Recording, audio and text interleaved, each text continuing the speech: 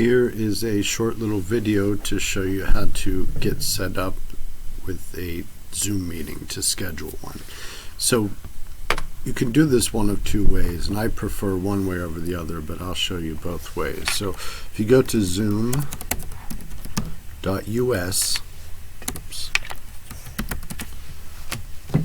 and here you will be taken to an option. You may get an option here to download Zoom client.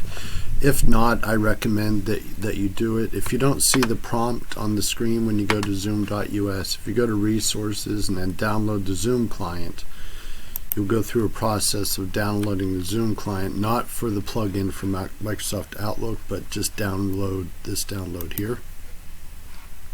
You click on the little box over here. If it doesn't open automatically, the Zoom installer will open up on your window. And this is usually relatively quick. And then from here, you'll get a little window that pops up and you sign in. And then you put in the sign-in information.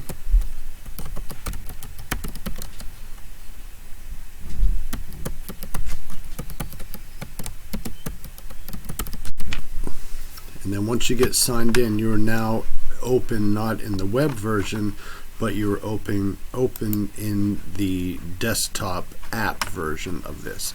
So usually when you log in initially using the desktop app version, you will be taken to this meetings page here. So to go to the home tab to get started, and then here you'll click on schedule. So you have new meeting, join, share screen, or schedule. So this will be scheduling the meetings, the webinars that are coming up.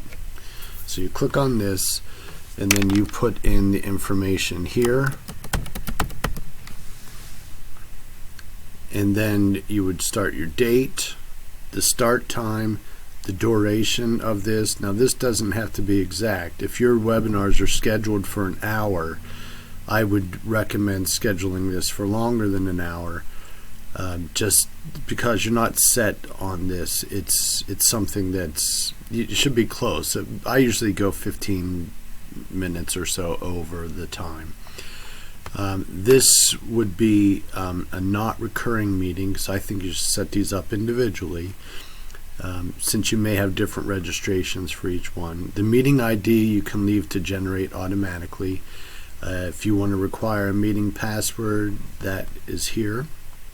Video, we talked about, you will turn that off for the host, and it would be off for participants as well. The audio, you have the option of telephone, computer, or telephone and computer. I would recommend leaving it on telephone and computer audio. And then I would change this, if it's defaulted to Google Calendar, to Outlook. And then you can see some advanced options here as well.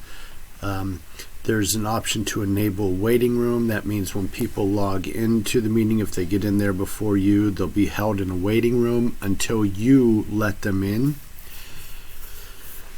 You can mute participants upon entry. I would recommend doing this for a large group, and for this one in particular, I think it is a good idea. So mute participants on entry. And then automatically record the meeting. That's up to you. You can automatically record that, or you can hit record when you get started and get situated. I usually, if I know it's something I'm going to be recording, I record automatically. And then if you need to edit it, you can do that later on. So once you have all that information, you can click on schedule. It'll take a second. You should get a window that pops up, the schedule meeting window. And so now this meeting has been scheduled for today, 2 to 3 p.m. Now what you can do here is you can go here to this copy invitation, and then go out to your Outlook.